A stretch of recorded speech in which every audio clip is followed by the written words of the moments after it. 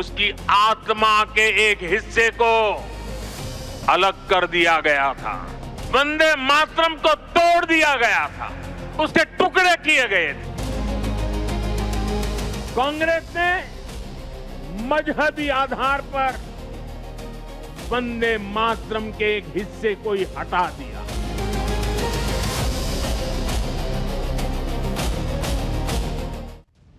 आज वंदे मातरम की खूब चर्चा हो रही है। यह भी बात उठ रही है कि वंदे मातरम गीत को कांग्रेस ने तोड़ा क्यों, वंदे मातरम के अहम हिस्से हटा क्यों दिए गए।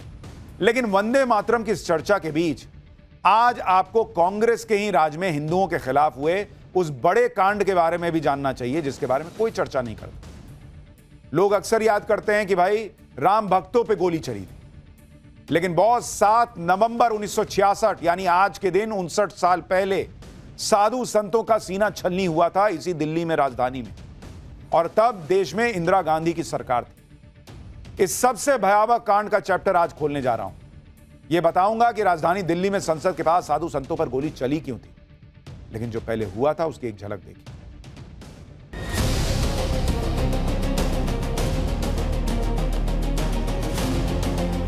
उसकी आत्मा के एक हिस्से को अलग कर दिया गया था।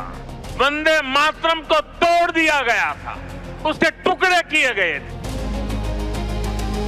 कांग्रेस ने मजहबी आधार पर वंदे मातरम के एक हिस्से को ही हटा दिया।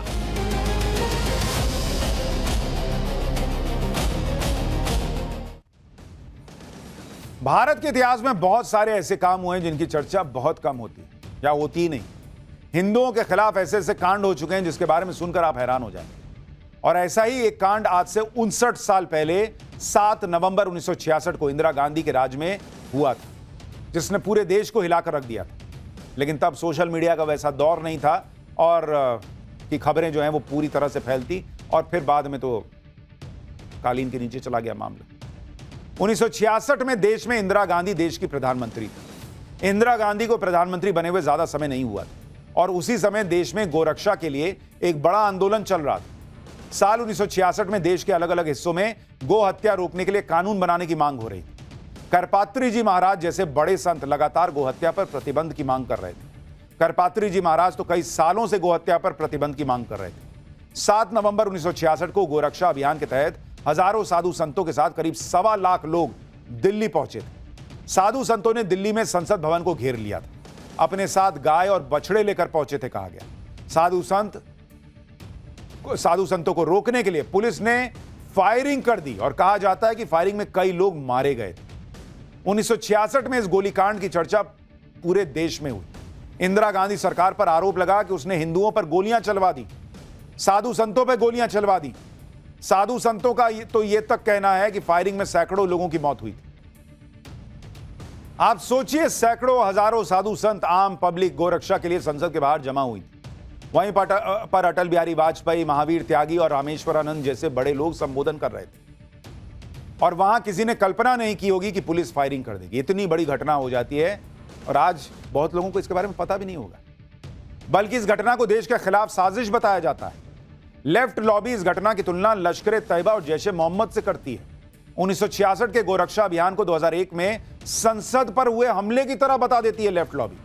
लेफ्ट की पार्टियां और नेताओं ने इस घटना के पीछे CIA के शामिल होने की बात तक कही है। इन संगठनों और लॉबीज के मुताबिक साधु संतों ने विदेशी ताकतों के साथ मिलकर इंदिरा गांधी की सरकार को गिराने के मकसद से यह आंदोलन किया। 1966 में करपात्री महाराज इस अभियान का प्रमुख चेहरा थे। जब साधु संतों पर गोलियां चली तो कहा जाता है कि करपात्री महाराज भी वहीं थे। करपात्री महाराज इस घटना से इतने दुखी हुए कि उन्होंने इंदिरा गांधी को श्राप दे दिया था।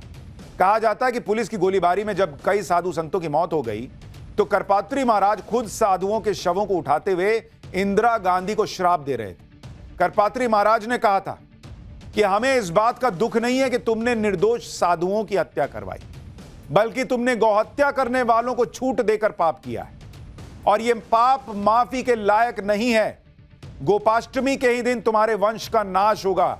जिस तरह निर्दोष साधुओं पर गोलियां चली हैं, उसी तरह का हश्र तुम्हारा भी होगा। तुम पर भी गोलियां चलेंगी। यह इंदिरा गांधी को श्राप दिया था। कहा तो यह भी जाता है कि फायरिंग के बाद पुलिस ने कई साधु संतों को गिरफ्तार करके तिहाड़ भेज दिया था, जिसमें करपात्री महाराज भी थे। साधु संतों पर गोली चलाने की घटना पर संसद में चर्चा भी हुई। जनसंघ के सांसद रहे हुकुमचंद कछवाए ने संसद में साधुओं की हत्या का मामला उठाया। हुकुमचंद ने पहले सांसद थे जिन्होंने 1962 की हार के बाद परमाणु परीक्षण का प्रस्ताव संसद में पेश किया था, लेकिन उस प्रस्ताव को कांग्रेस ने गिरा दिया था। हुकुमचंद कछवाए ने कहा कि पूरे देश में गौहत्या के खिलाफ एक जनभावना बन रही है, इसे बड़ा कलंक माना जाता और इसी को रोकने के लिए साधु संत कानून की मांग कर रहे थे। हुकुमचंद कछवाए ने कहा कि इस प्रदर्शन को फेल करने की योजना पहले से बन रही थी। 5 नवंबर 1966 को 62 गुंडे बंगाल से बुलाए गए थे। दिल्ली से भी 80 गुंडों को बुलाया गया था। 7 नवंबर को कई पुलिस वालों को छुट्टी दे दी गई थी, जबकि पहले कभी भी इतने पुलिस वालों को छुट्टियां नहीं दी गई थी। हर गुंडे को 150 रुपए दिए गए थे। प्रदर्शन में तोड़फोड़ करने की ट्रेनिंग दी गई थी। पुलिस वालों को प्रमोशन का लालच दिया गया था। इतना ही नहीं, उन लोगों को कुरान, गीता और रामायण की कसम भी दी गई थी। हुकुमचंद कछवाए ने संसद में गौहत्या विरोधी प्रदर्शन को लेकर तीखे अंदाज में सरकार पर हमला किया था।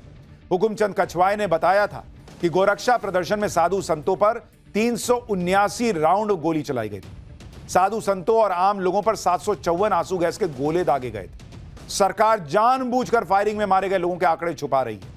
पुलिस की फायरिंग में कुल 122 लोगों की मौत हुई थी। लाशों को बदरपुर ले जाकर जला दिया गया। कई लाशों को गड्ढों में दफना दिया गया था। यह कैसी राक्षसी सरकार है जो लाशें तक खा जाती है? यह इंदिरा गांधी सरकार पर आरोप लगा था। हुकुमचंद कछवाए ने फायरिंग में मारे गए लोगों को मुआवजे का सवाल भी संसद में पूछा था कि क्या 7 नवंबर 1966 को गौहत्या विरोधी प्रदर्शन में पुलिस द्वारा गोली चलाने से मारे गए लोगों के परिवार वालों को कोई मुआवजा दिया गया? अगर हां तो उसका ब्यौरा क्या है? क्या सरकार ने उन लोगों की भी कोई सहायता की है जिनके स्कूटर और कारों को आग लगाई गई थी? अगर हां तो कितनी? हुकुमचंद कछवाए ने सरकार से 2 सवाल पूछे और उनके जो जवाब मिले वो हैरान कर देंगे आपको। सरकार की तरफ से तत्कालीन गृह राज्य मंत्री विद्याचरण शुक्ल ने कहा था कि किसी भी मृतक के परिवार को मुआवजा देने का प्रश्न ही नहीं उठता।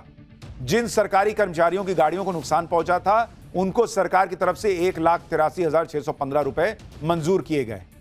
यानी उस समय की इंदिरा गांधी सरकार ने पुलिस की फायरिंग में मारे गए लोगों के परिवार वालों को कोई सहायता राशि तक नहीं दी, जबकि गाड़ियों को हुए नुकसान का मुआवजा दे दिया था। गाड़ियों की कीमत थी, हिंदू साधु संतों की कीमत नहीं थी। और आज जब हिंदुओं की बात होती है, नरेंद्र मोदी हिंदुओं की बात करते हैं तो कईयों को आग लगती है, क्योंकि उस वक्त क्या क्या हो रखा है। बाबा बागेश्वर भी अपनी धुन के पक्के हैं। हिंदुओं को जोड़ने का कोई स्टंट नहीं कर रहे थे बॉस। उन्होंने प्रण लिया तो पैदल निकल पड़े, कई दिनों तक पैदल चलते रहे। बागेश्वर बाबा की वो यात्रा पूरी हुई तो नई यात्रा शुरू कर दी, क्योंकि उनको पता है कि एक यात्रा से ये सब नहीं होना। फोटो खिंचाने के लिए थोड़ी कर रहे हैं कि एक यात्रा कर दी हो गया। अब उन्होंने राउंड 2 शुरू कर दिया है। आज हम आपको बाबा बागेश्वर की हिंदू जोड़ो यात्रा पार्ट 2 के बारे में बताने जा रहे हैं, जो आज शुरू हुई है। पहले ही दिन बागेश्वर बाबा की नई यात्रा में क्या गजब हो गया, कैसे भीड़ पे जबरदस्त भीड़ आ गई।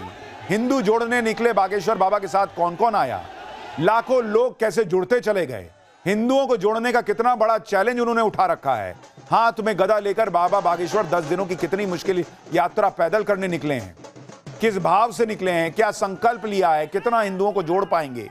पिछली बार पैदल नंगे पांव चले थे, इस बार मोजा क्यों पहन लिया है, गदा क्यों उठाई है, क्या हिंदू उनकी बात सुन रहा है, सब बताऊंगा। पहले ट्रेलर देखिए।